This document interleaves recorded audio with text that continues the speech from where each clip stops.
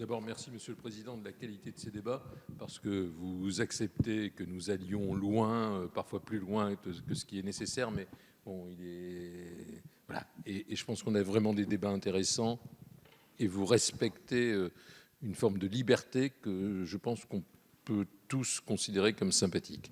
Merci, Madame la Ministre. Dans l'opposition, on n'a pas souvent l'occasion d'avoir quelqu'un de pétillant et qui nous réponde comme ça, quoi. Et c'est quand même extrêmement agréable. C'est parfois plus dur. On en a parlé malheureusement cet après-midi sur un certain nombre de sujets. Il y a parfois une forme de rigueur. Et ben non. Ce soir, c'est très agréable. Troisième point, c'est un point qui vous touche probablement profondément, c'est sur la surpêche. Je ne suis pas Internet du tout. Alors, de temps en temps, je lis des bêtises. J'ai lu Sophocle, mais un abstract, qui disait... le pêcheur, quand il pêche devant lui, il a en principe l'avenir et derrière lui le passé. Et malheureusement aujourd'hui, l'ensemble des gens qui pêchent, devant eux, ils ont une catastrophe, voilà, et ils vont au drame. La troisième chose, c'est Mémoire d'outre-tombe. J'aime beaucoup Chateaubriand, et c'est pour ça que je vais défendre mon port de Dunkerque. Le thème de Chateaubriand, c'était le port de Brest. Il était sur les bateaux, il regardait le port de Brest. Enfin, voilà, le port de Brest, merveilleux. Et puis, il larmoyait quand il entendait... Et il larmoyait quand il entendait un canon qui tenait.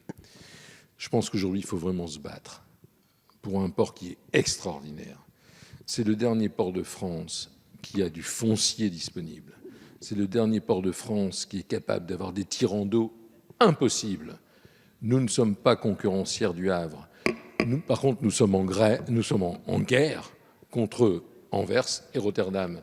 Et il faut même savoir qu'on en est au stade. Alors, ce n'est pas Turenne et Louis XIV, mais merci, cher collègue. Le port de Rotterdam est en train d'essayer d'ensabler Anvers. Nous, Turenne... Je suis obligé de vous couper, monsieur Hutin. Mais je vous trouvais bien avant.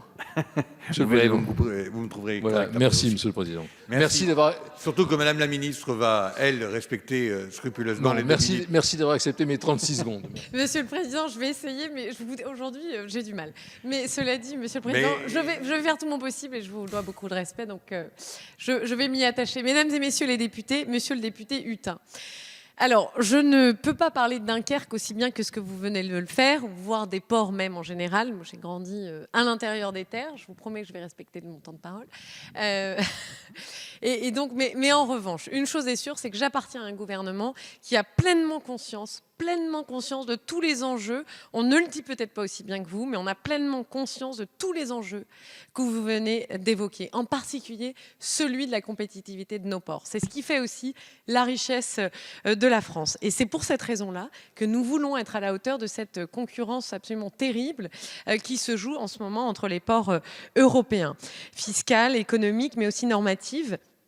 Et c'est pour ça que nous avons, par exemple, mis en place des mesures qui visent à simplifier toutes les autorisations environnementales. Et pour le port de Dunkerque, comme pour les autres, nous sommes particulièrement attentifs à de possibles avantages concurrentiels qui seraient liés à la mise en œuvre des obligations environnementales. C'est pour ça qu'on a confié une mission à monsieur le député Kasbarian sur ce sujet. Il a rendu un rapport en septembre 2019. Ça nourrit déjà nos travaux de réflexion en interne pour savoir comment est-ce qu'on pourrait alléger ces normes et faire en sorte que nos ports, comme ça, puissent maintenir, voire renforcer encore leur avantage compétitif, notamment par exemple pour proposer à une entreprise qui souhaite s'implanter de bénéficier de beaucoup d'avantages.